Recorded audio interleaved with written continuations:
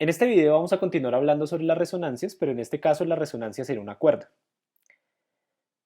Cada una de las cuerdas musicales que tiene una guitarra está diseñada para vibrar a una frecuencia fundamental. Y esa frecuencia a la que vibra es precisamente la frecuencia que coincide con la resonancia de esa cuerda.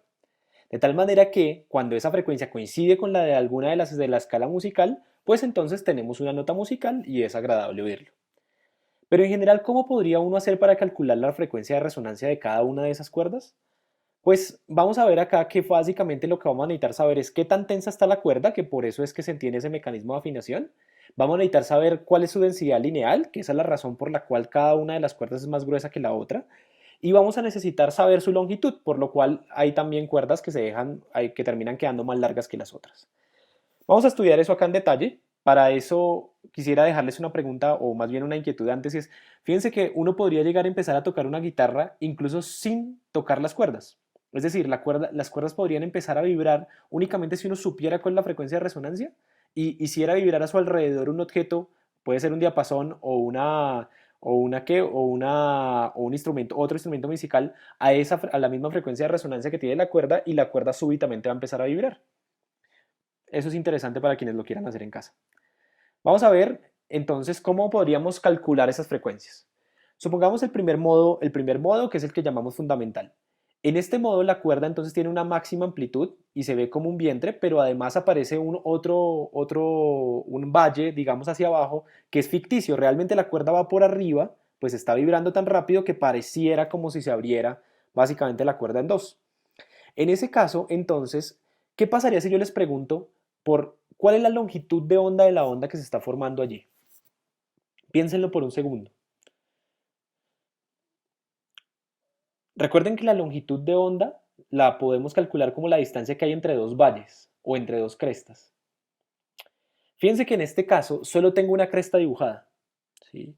Para que yo pudiese decir cuánto es la longitud de onda necesitaría que la onda se completara de alguna manera acá por este lado, ¿sí?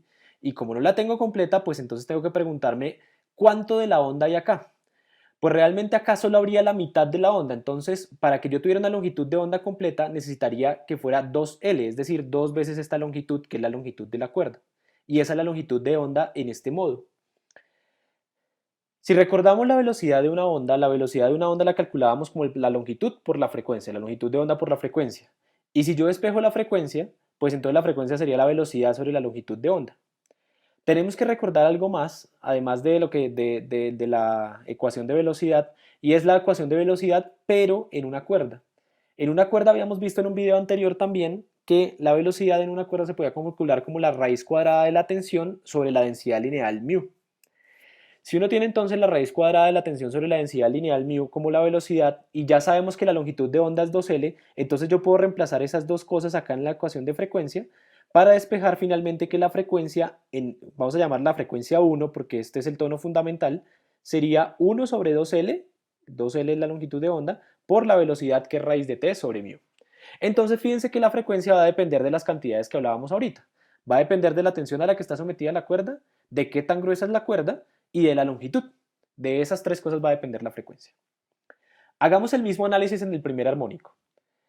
En el primer armónico, entonces la cuerda ahora se ve de esta manera y recíprocamente se alcanzaría a ver una línea punteada de este estilo, de tal manera que la cuerda se ve como si se desdoblara de esta forma. En este caso, si yo vuelvo y les pregunto por la longitud de onda, fíjense que ahora sí tengo el valle y la cresta en el mismo dibujo, no necesito más. Ahí está toda la longitud de onda. Entonces fíjense que acá la longitud de onda es igual a L. ¿Cuánto es la longitud de onda de esta onda que se está formando ahí? Pues si esto de acá hasta acá mide L, esa es precisamente la longitud de onda. Ahí se está formando la onda completica. Si la longitud de onda es L, pues entonces yo voy a poder hacer el mismo razonamiento que hice ahorita, que pues no lo voy a hacer acá, pero simplemente entonces me va a quedar al final 1 sobre L por raíz de t sobre μ. ¿Yo qué hice?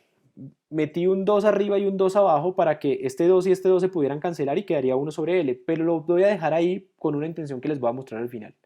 Entonces, nuevamente depende de la longitud, de la tensión y de μ. Esta frecuencia es el doble de la anterior. Eso es importante también. Vamos a ver con la siguiente. Así se vería la frecuencia del segundo armónico, o más bien, esta sería la forma del segundo armónico. Entonces ahora hay dos valles, digo dos crestas y un valle, o recíprocamente hay dos valles y una cresta en la que se desdoblaría. De tal manera que ahora, ¿cuánto es la longitud de onda en este caso? Fíjense que la longitud de onda entonces arrancaría acá, esta es la onda que sube, la onda que baja y la onda iría hasta acá. ¿Esto cuánto es en términos de L? Pues en términos de L es 2/3 de L. Si partimos esto en 3/3, esto sería 1/3, 2/3, 2/3 de L. Si yo hago un razonamiento parecido a los anteriores, entonces la frecuencia en este modo sería 3 sobre 2L, la raíz de t sobre μ. Esta sería la frecuencia del segundo armónico. No quiero que se confundan con la notación, llamamos F3 al segundo armónico, F2 al primer armónico y F1 al tono fundamental. En general, la frecuencia de resonancia en una cuerda para cada uno de los armónicos va a estar dada por, si yo tengo que F de 1, si F de 1 era como, esto fue lo que nos dio, fíjense este 1, fíjense el 1 acá, 2L sobre raíz de, y por raíz de t sobre μ no cambia. ¿Qué pasa con F2? Es la misma relación, 2 acá y 2 acá, pero el sobre 2L y raíz de t sobre μ no cambian. ¿Qué pasa con F3? Está el 3 acá y está el 3 acá, 2L y por raíz de t sobre μ no cambian. Entonces si yo quiero Fn, ¿cómo quedaría? Pues Fn quedaría igual a n sobre 2L raíz de t sobre μ. Y esa es la forma como en general podemos calcular la frecuencia de resonancia para cada uno de los armónicos en una cuerda de la que conocemos su tensión, su densidad lineal y su longitud.